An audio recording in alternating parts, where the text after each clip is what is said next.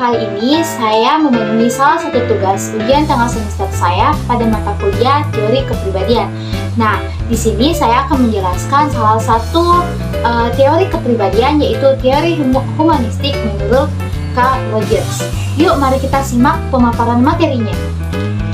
Baik, materi bagian pertama yaitu adalah biografi Carl Rogers.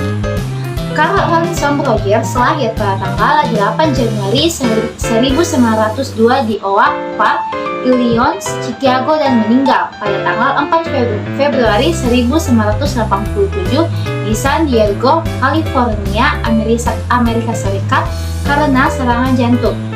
Carl Rogers berkebangsaan Amerika Serikat dan bergerak di bidang psikologi. Dia mendapatkan berbagai penghargaan, yaitu Distinguished Scientific Contribution of Psychology pada tahun 1965, Award of Distinguished Contribution of Applied Psychology as a Professional Practice pada tahun 1972, dan Humanist of the Year pada tahun 1964.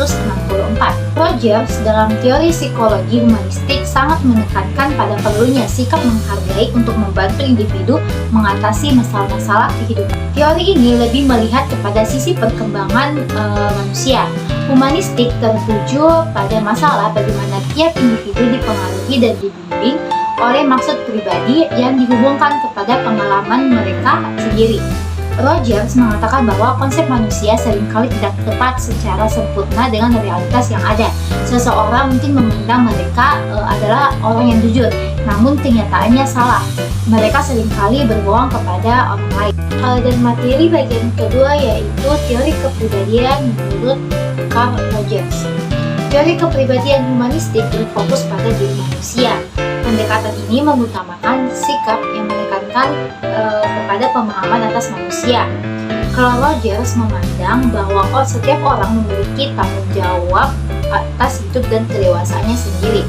Carl Rogers berpendapat bahwa semua orang bebas dan melatih serta mengatur dirinya sendiri. Namun tentu saja setiap orang harus bertanggung jawab atas pengontrolan dirinya dan segala sesuatu tentang apa yang mereka lakukan. Juga menurut Rogers, seseorang itu bebas bertingkah laku sebagaimana mestinya sesuai dengan konsep diri atau self yang mereka miliki. Dan juga manusia memiliki kecenderungan untuk mengaktualisasikan dirinya dengan apa yang dia inginkan.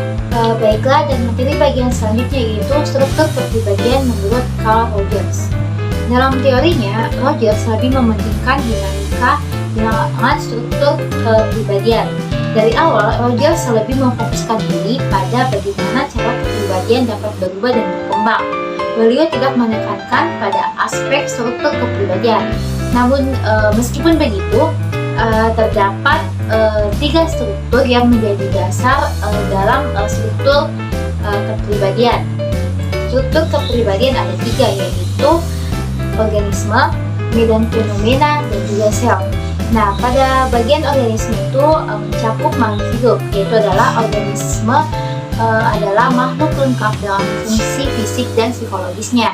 Dan yang kedua adalah realitas subjektif, yaitu organisme yang menanggapi dunia seperti yang diamati atau yang dialaminya. Yang ketiga adalah holisme, yaitu organisme adalah kesatuan sistem sehingga perubahan pada satu bagian akan mempengaruhi bagian lain. Dan yang kedua adalah medan fenomena. Rogers mengartikan medan fenomena sebagai keseluruhan pengalaman, baik yang internal maupun eksternal, baik yang disadari maupun yang tidak disadari. Medan fenomena merupakan seluruh pengalaman pribadi seseorang sepanjang hidupnya. Dan yang terakhir yaitu adalah self. Konsep self merupakan konsep menyeluruh yang mana terorganisasi dan tersusun atas persepsi dan ciri-ciri mengenai I atau aku, serta persepsi hubungan I dengan yang lainnya dalam berbagai aspek kehidupan, beserta nilai-nilai yang berkaitan di dalam persepsi tersebut. Konsep self lebih menggambarkan mengenai konsep orang terhadap dirinya sendiri, serta ciri-ciri yang dianggap dalam bagian dirinya.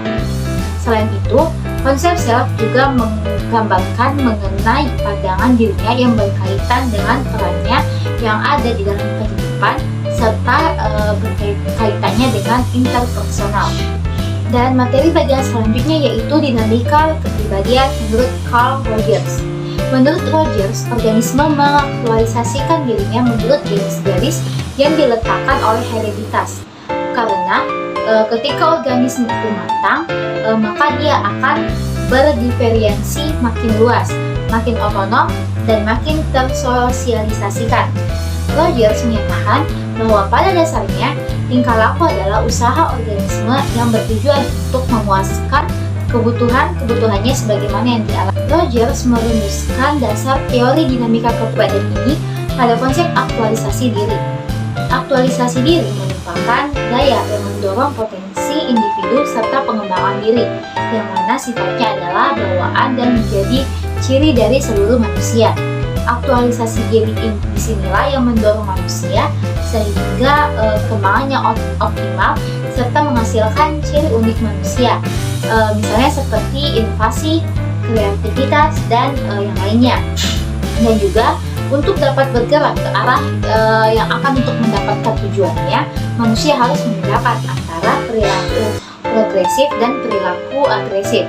Perilaku progresif adalah perilaku yang mana mengarah kepada aktualisasi diri, dan sedangkan perilaku regresif adalah perilaku yang mana menghalangi tercapainya sebuah aktualisasi diri. Dan materi bagian selanjutnya yaitu perkembangan kepribadian menurut Carl Rogers. Pribadi yang berfungsi utuh menurut Rogers adalah individu yang memakai kapasitas dan bakatnya, merealisasi potensinya, dan bergerak menuju pemahaman yang lengkap mengenai dirinya sendiri dan seluruh rentang pengalamannya. Struktur self terbagi menjadi bagian terpisah dari medan fenomena menjadi struktur yang semakin kompleks. Nah, self ini berkembang utuh dan menyeluruh setiap bagian-bagian yang ada. Dan berkembangnya self ini juga seiring dengan kebutuhan penerimaan yang positif dan penyaringan tingkah laku yang didasari atas kesadaran agar tetap kongruen. Materi bagian selanjutnya itu kelebihan dan kekurangan teori kepribadian humanistik Carl Rogers. Nah, adapun kelebihan dari teori humanistik Carl Rogers ini, yang pertama yaitu adalah teori ini pantas untuk diimplementasikan dalam materi pembelajaran yang bertujuan untuk membentuk kepribadian, perubahan tingkah laku, hati nurani, dan pandangan terhadap fakta sosial. Dan kelebihan yang kedua yaitu teori humanistik sangat mendorong pendidik dalam mengetahui arah belajar pada aspek yang lebih besar, sehingga terwujudnya hal-hal yang ingin dicapai serta membantu pendidik untuk memahami dan mengetahui hakikat dan jiwa manusia.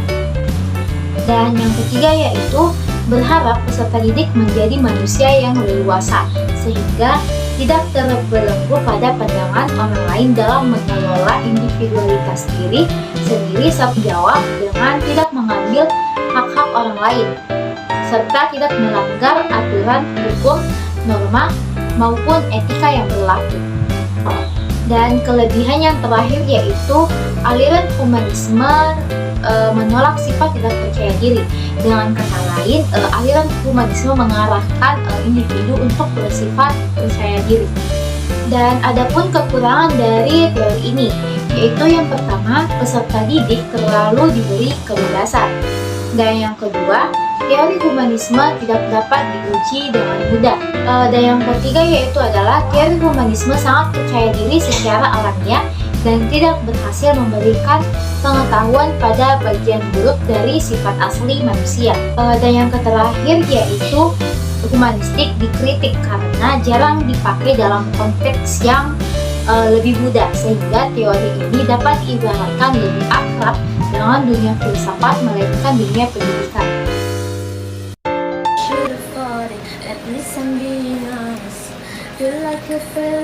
Serunya menyanyi.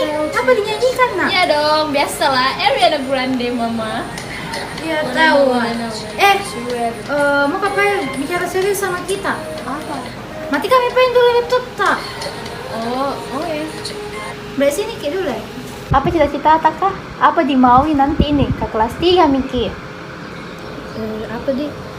Dato kau juga apa cita-citaku, tapi kayaknya mau jadi penyanyi. Kenapa mau jadi penyanyi? Kata lihat Mito aku suka menyanyi-menyanyi. Kalau saya tuh tidak ada tuh masa depannya penyanyi. Kalau saya bilang tuh jadi dokter Miki saja. Karena dokter dijamin juga masa depannya. Tapi tidak nyaman Kak pelajar yang kayak ilmunya itu tentang IPA. Begitu bagaimana Pak ini lihat di kelas? Nilai akademikku itu juga menunjukkan nih kalau misal saya itu potensiku memang di kayak kesenian karena lebih tinggi nilaiku di kesenian. Kalau begitu saya aku setuju apa yang kita mau. Intinya selalu kita saja berusaha. Insyaallah bisa bertanggung jawab atas pilihanku. Terus jangan juga lupa sama Allah di. Baiklah, kita sudah melihat salah satu contoh video penerapan teori kepribadian humanistik Carl Rogers dalam kehidupan sehari-hari.